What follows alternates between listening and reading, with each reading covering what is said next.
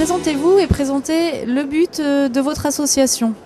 Donc, je m'appelle Stéphanie Méran, je suis la présidente de l'Association française de l'eczéma, qui est une association de loi 1901 qu'on a créée pour soutenir les patients atteints d'eczéma atopique et d'eczéma de contact, et pour soutenir aussi leur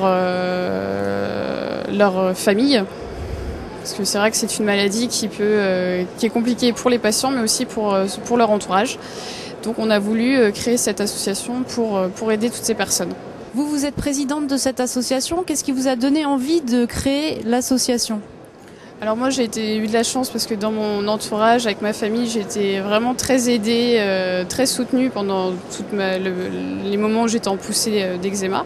Et c'est vrai que je me suis rendu compte que ce qui me manquait, c'était de parler avec d'autres personnes atteintes de dermatite atopique. Parce que moi je fais une dermatite atopique. Et c'est vrai que j'ai participé à des séances d'éducation thérapeutique qui m'ont permis de rencontrer d'autres patients atteints de cette même maladie.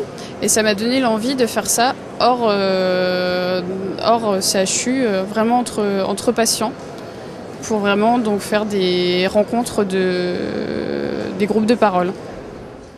Est-ce que vous trouvez que le pharmacien est assez bien formé lorsqu'il délivre des traitements contre l'eczéma ? Vous trouvez qu'il vous donne de bons conseils ?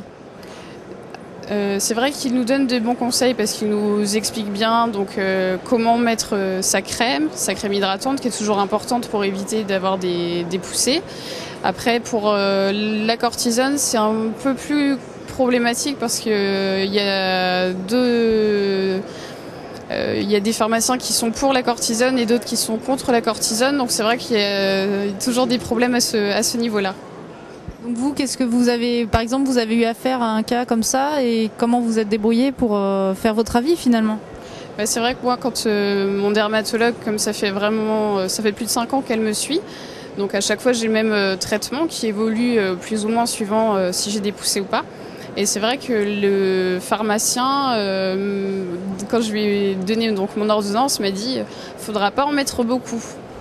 Et c'est vrai que donc du coup, nous, ce qui est important quand on est patient, c'est de bien suivre l'ordonnance, d'en mettre une bonne dose, la dose idéale pendant le traitement, donc la durée 5-6 jours, et ne plus rien avoir après, plutôt que d'en mettre un tout petit peu sur notre poussée et pendant plusieurs jours et qu'il n'y ait pas d'amélioration. Ce que j'aime bien moi chez mon pharmacien, c'est que c'est tout le temps le même depuis des années, donc c'est vraiment la proximité qui m'intéresse. Donc il voit tout mon parcours en tant que patiente pour cette maladie-là. Et donc il me donne des conseils au fur et à mesure pour que je sois plus autonome dans mon traitement, que j'adhère mieux au traitement. Et puis après, il me donne des conseils au quotidien pour, par exemple, prendre mon bain. Il ne faut pas que l'eau soit trop chaude. Des petits conseils comme ça pour améliorer ma qualité de vie. Est-ce que vous pouvez nous donner d'autres exemples de petits conseils comme ça ? Alors, pour l'eau, il faut éviter de prendre des douches tous les jours, pour éviter que la peau soit vraiment trop sèche. Après, il faut éviter qu'une eau trop chaude, donc il ne faut pas qu'elle entre 32 degrés et 33 degrés, c'est vraiment l'idéal. Donc une fois qu'on a la peau un petit peu humide, il faut tamponner avec une serviette pour éviter le phénomène de friction de la serviette sur la peau.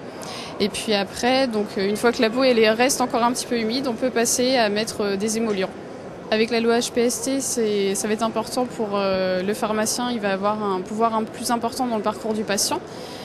Et il va pouvoir faire de l'éducation thérapeutique. Donc on espère que la dermatite atopique sera l'une des maladies que le pharmacien pourra choisir dans son programme de formation à l'éducation thérapeutique. Merci beaucoup. Merci à vous.